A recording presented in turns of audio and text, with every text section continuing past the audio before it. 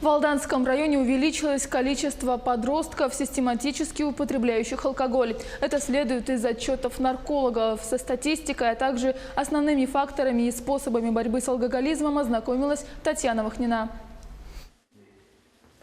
Если несколько лет назад на учете у нарколога состояли всего 2 подростка, то сегодня врачи ведут работу с 15 несовершеннолетними. Помощь оказывается не только детям. Врачи патронируют семьи в целом.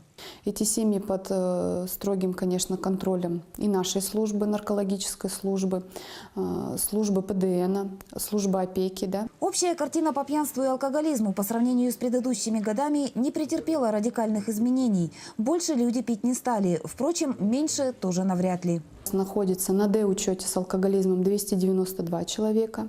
С психозами у нас находится 26 человек. На профучете у меня находится тоже 26 человек. В числе факторов, провоцирующих у отдельно взятого индивида очередное возлияние, врачи называют доступность алкоголя. Места знать надо, как говорится, и торговые точки, где можно приобрести спиртное в любое время суток, в определенных кругах хорошо известны. Кроме того, многие ценители предпочитают количество в ущерб качеству. Иными словами, покупают дешевые напитки. В последнее время суррогата очень много стало. У нас сейчас реанимационное отделение заполненное.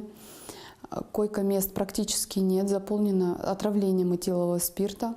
Количество острых психозов резко увеличивается после праздников. Врачи не могут не отметить прямую взаимосвязь между длительными выходными и ухудшением здоровья населения.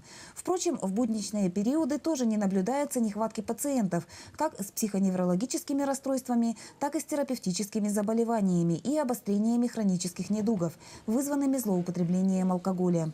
Обострение хронических заболеваний желудочно-кишечного тракта, сердечно-сосудистой системы, отравление этиловым спиртом, от него не застрахован абсолютно любой человек, причем не зависит от того, какие вы напитки употребляете, дешевые или дорогие.